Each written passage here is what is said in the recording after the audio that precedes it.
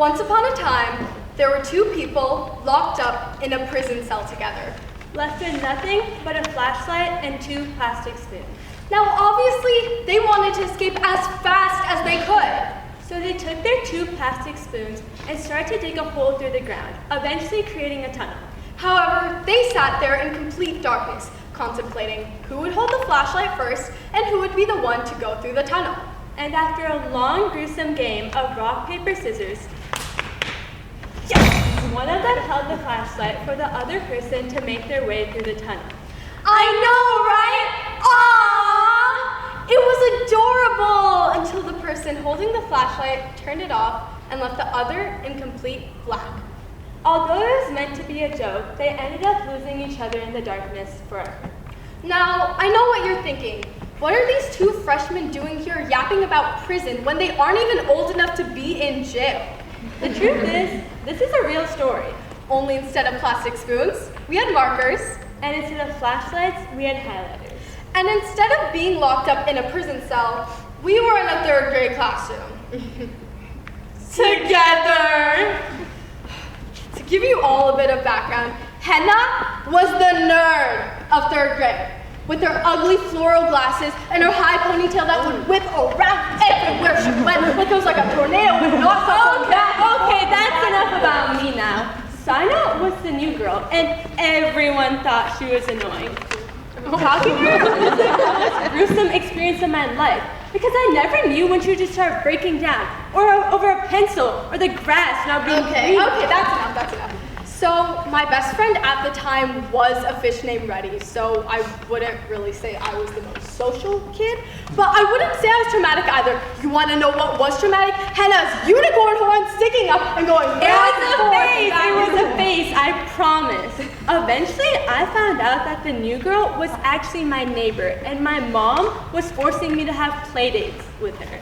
And have you ever heard of awkward first dates? Well, this was that. Just picture it with 2 9-year-olds, 1 bowl of crackers, and a lot of silence. Hi. Do you know we have the same house number? Whoa. Do you want to come in my basement? Okay.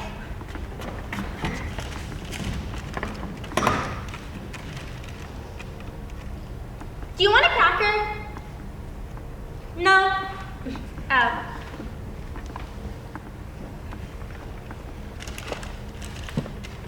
Do you want my drawing? What is it? It's my fish, Reddy. He's upstairs if you want to see him. I could show him to you. No, it's okay. I've seen him 4 times today. Oh. Eventually, our first play date ended, and quite frankly, I really thought it was going to be our last. Our awkward, forced, not fun at all playdates took place every single week, courtesy of our moms. And were we friends? Absolutely not. Did I think she was a little less weird and annoying than before? Sure. Eventually, 3rd grade ended, and Henna and I started 4th grade in the exact same friend group.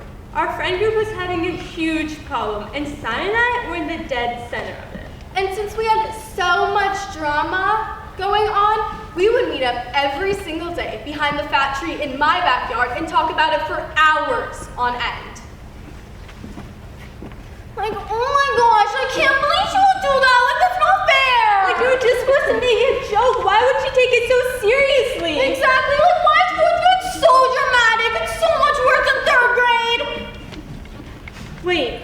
Oh my God, Saina, our spelling homework's due tomorrow. What do you mean it's due? She only gave us a month to work on it. When are we gonna get it done? 4th grade is so stressful. Eventually, our 2-day drama ended, and we finally completed our about 5-minute homework assignment and continued meeting up every single day. She was starting to become my 2nd closest friend. And my fish Reddy stayed on top. The real question is, who's first now, me or Reddy? It's always Anyways, moving on to 6th grade. Quarantine was happening, and Saina and I were becoming literal iPad kids. We would sit there for hours on call every single day, our phones in our lap, and talk about the most random stuff ever. And by talking, you mean sit on our devices for hours on end, grind on a game called Among Us. Henna, I got a posture. Why would you tell me that? I'm literally a crewmate. Oh. Anyways, we would end up never completing any of our homework and having to stay up till 3 a.m. every night to complete it. And like, this was really bad. It wasn't only us getting closer.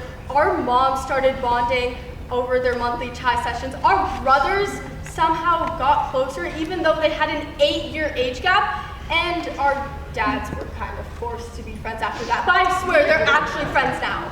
Everything was going perfectly until 7th grade, where grades started to become a factor and everyone was judged based on their intelligence. Henna. Essay grades came back. Oh my god, I can't wait to see what I got. All right, on the count of 3. 1, 2, 3, 91! Yes! I'm so good at English. You have no idea. I thought I put that comma in the wrong place. Like, that was not supposed to be there at all. You got what I'm saying, right? Henna? Yeah? Is everything okay? I mean, why'd you just leave? I'm fine, you go go. Are you sure? I mean, like, I can stay. It's no big deal. Like, No, bye. I mean, no, it's okay. I'll come over there. Like, Bye. Bye? When I went home, I called her like 10 times before she had the courage to pick up and even face me. And remember our first playdate? Well, this was exactly like that, just way worse. We sat there in complete silence for a good 2 minutes, our phones facing the ceilings, before I had the courage to apologize for something I didn't even know I did. And after a lot of contemplating and putting aside my very, very, very stubborn attitude, I forgave her, eventually. It took numerous fights like this to realize that grades aren't worth all that effort. And now, instead of fighting over who gets the higher A, we celebrate when we both get B's. Bro, is my hair okay? Yeah, it looks fine. All right. Henna looks like booty!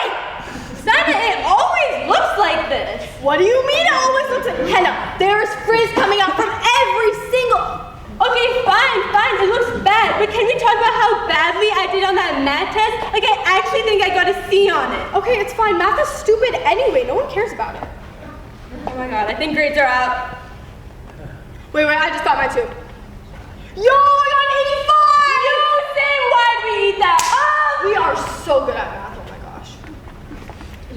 Looking back, we would get upset over different grades, but now we couldn't care less about what the other person got. No matter how many more grade fights we have, or how many more times I lie to her that her hair looks good, even though it doesn't, I know this will never change the fact that I will always have the light turned on for her. Because here's the truth. We're all in a hole, it's dark, and our spoons are worn from digging. We could use a flashlight to illuminate the path for a friend to follow. Or turn it off and leave the other person in complete black. Left to face the darkness and the monsters that lurk within it. That's all friendship is. Another person's light. A trust. A reassurance. And to always know that you will have the light to follow to the end of the tunnel.